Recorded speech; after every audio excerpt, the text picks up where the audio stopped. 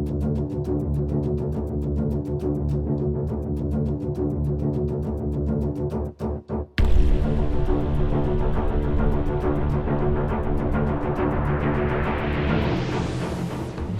começar a fazer um livro propriamente dito foi cerca de 12 anos atrás, quando eu servia no Centro de Instrução de Guerra na Selva do Exército em Manaus. Então, eu era o responsável pela condução dos cursos de Guerra na Selva.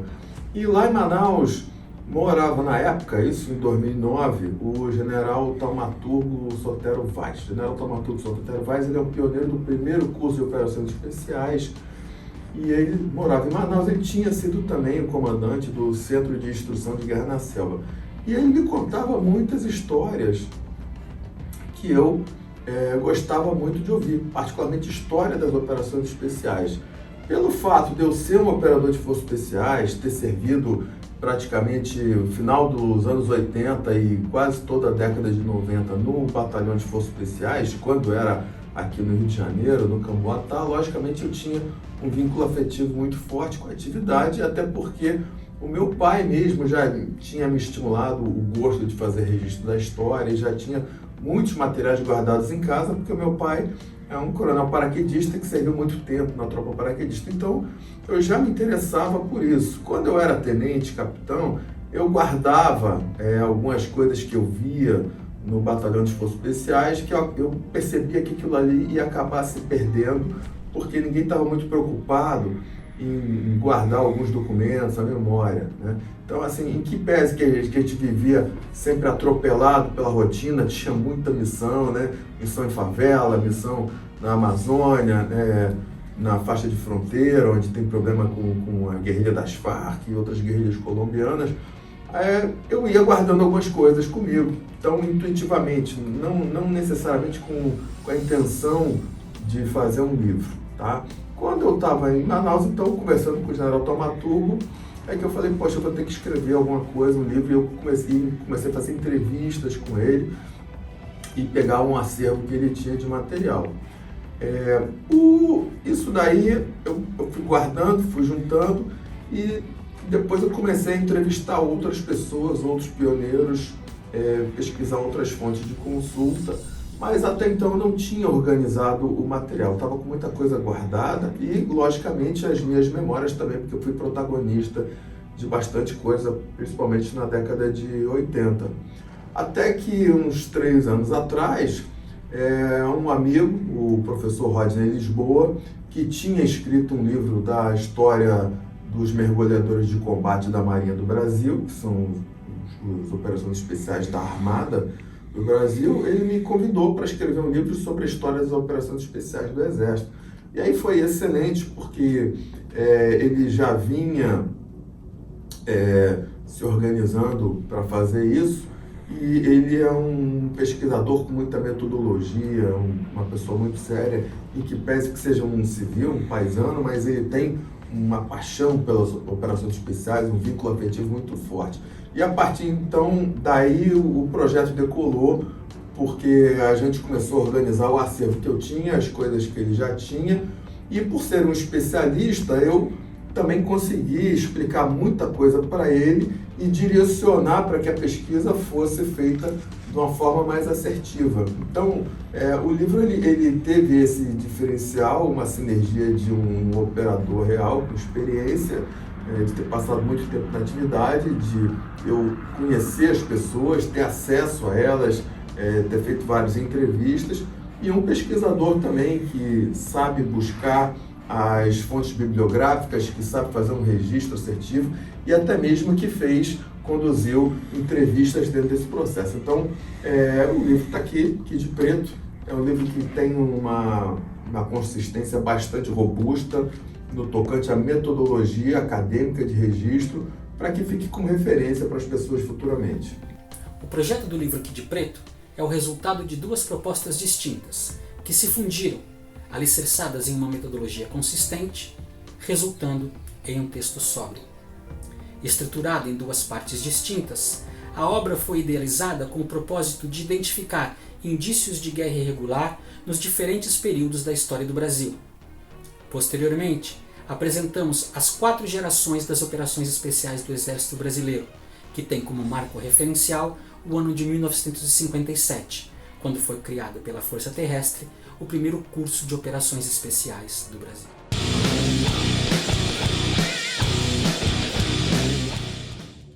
Bom, pessoal, essa obra ela tem uma relevância muito interessante para as Forças Armadas brasileiras, né, e até do mundo. É uma obra que algumas pessoas já estão me pedindo até para traduzir para inglês, porque ela trata de um tema que está muito latente hoje em dia, particularmente a guerra irregular, e que é um tipo de conflito que a gente mais vê atualmente. Basicamente, o que é uma guerra irregular? É um conflito que envolve um ator não estatal contra um ator estatal. O que é um ator não estatal? Terrorista, guerrilheiro, bandido, revolucionário, arruaceiro do tipo black box, né? Então isso daí é um ator não estatal. O ator estatal basicamente seria polícia, forças armadas, né? Ministério Público, então são atores estatais.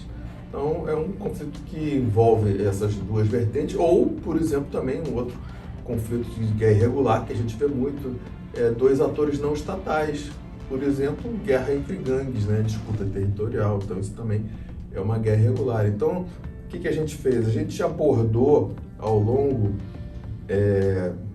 da história do Brasil, né, os principais eventos que envolveram guerra irregular ao longo da nossa trajetória. Ou seja, o livro ele foi escrito com olhos de um operador de forças especiais, como eu, e um pesquisador especializado nisso, que é o professor Rodney, e a gente passou a palmilhar a história do Brasil com outro enfoque. Então a gente começa isso desde o Brasil colônia, ou seja, a chegada dos portugueses no Brasil, e como é que eles fizeram para interagir com os índios, para fazer o recrutamento dos índios, para que eles tivessem apoio para começar a se estabelecer no Brasil.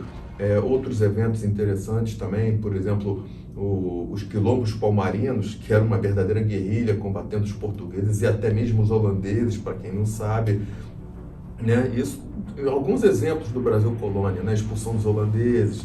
Depois a gente entra no Brasil Império e tem alguns outros exemplos, como a Sabinada, a Balaiada no Maranhão, tem o recrutamento dos índios guaicurus para combater os paraguaios durante a Guerra do Paraguai, né, a favor do Império. Depois a gente entra na República, então a gente faz um estudo do que aconteceu em Canudos, também a campanha de anexação do Acre, em que o Plácido de Castro ele organizou os seringueiros e transformou eles em guerrilheiros para combater o exército boliviano. Então isso daí a gente vai palmilhando a história do Brasil e explicando para as pessoas como é que isso aconteceu. Agora, em relação às Forças Armadas, é interessante que a gente, de certa forma didática, e o livro não é só para militares, é um livro para leigos, a gente explica o que são as operações especiais, a gente esclarece quais são os tipos de operações que são realizadas, quais são as tropas que fazem, como surgiu a doutrina de emprego de operações especiais, particularmente foi na Segunda Guerra Mundial, né? E depois nessa evolução, como é que isso chegou no Brasil.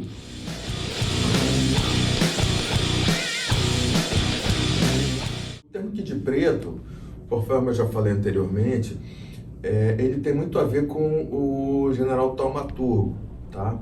Porque esse termo aqui é um termo que é inerente, próprio das Forças Especiais do Exército Brasileiro, tá? Então, as Forças Especiais do Exército Brasileiro, elas têm dois componentes principais, que são os comandos e as Forças Especiais.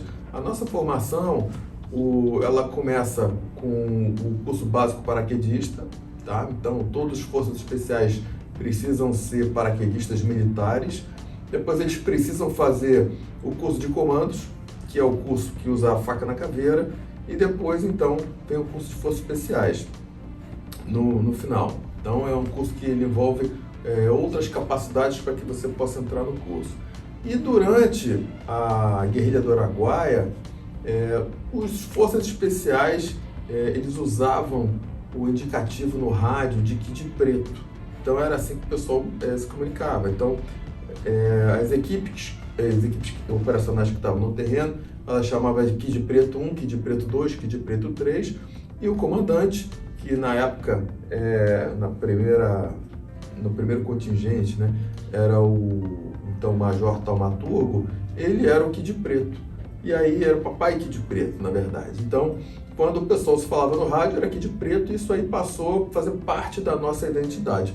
O nome escolhido para o livro foi Kid Preto, porque esse é um termo que é só dos Forças Especiais do Exército Brasileiro, que é o foco desse livro, tá? O termo Operações Especiais ele é bastante popularizado, até porque foi absorvido pelas polícias, né, militares, civis, federal e etc. Ele foi absorvido também pela Marinha, o próprio símbolo da faca na caveira, ele também acabou sendo absorvido por todo mundo, mas começou aqui. Então, eu coloquei o nome de Kid Preto, né? Eu e o Rodney, a gente conversou, escolheu esse nome porque é um nome que ele fala dos Forças Especiais do Exército. Foi por isso que foi escolhido esse nome. O termo Kid Preto é uma denominação histórica das operações especiais do Exército Brasileiro, introduzida no início dos anos 70, no enfrentamento entre as tropas federais e a Força de Guerrilha do Araguaia. Essa expressão era utilizada como codinome do comandante do Destacamento de Forças Especiais nas explorações de rádio utilizadas pelo Exército Brasileiro. Posteriormente, essa denominação passou a ser utilizada em alusão aos comandantes do 1º Batalhão de Forças Especiais, qualificado como operador especial por excelência.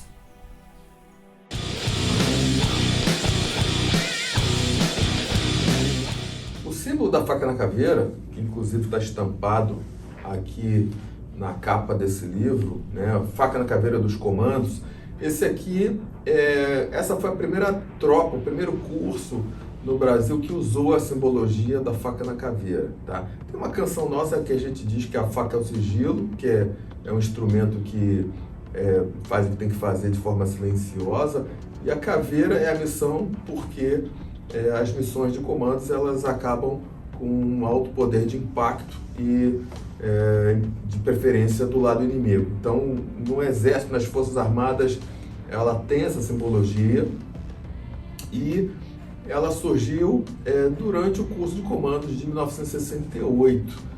Tá? O então Tenente Maurício, numa atividade noturna, de madrugada, morrendo de frio, ele teve uma inspiração e fez o desenho da faca na caveira. Está explicado com mais detalhes no livro, mas o que eu acho que é interessante é o seguinte: esse termo começou assim e depois ele acabou se popularizando, né? Porque na sequência, ali no ano seguinte, foi feito um curso de comandos adaptado para policiais do estado do Rio de Janeiro e da Guanabara, né? Na época ali, 69, 70, 71, até tem um vídeo, a narrativa do Coronel Amêndola contando isso. Então foi feito um curso de comandos adaptado para policiais civis e militares e lá na frente, então, o pessoal baseado nisso daí acabou popularizando o símbolo da faca na caveira até nas polícias. Então por isso que a Core no Rio de Janeiro já chegou a usar também o símbolo da faca na caveira, o BOP também se popularizou e depois isso daí se alastrou pelo Brasil inteiro e todas as tropas de operações especiais policiais passaram também a adotar o símbolo da faca na caveira, que começou aqui.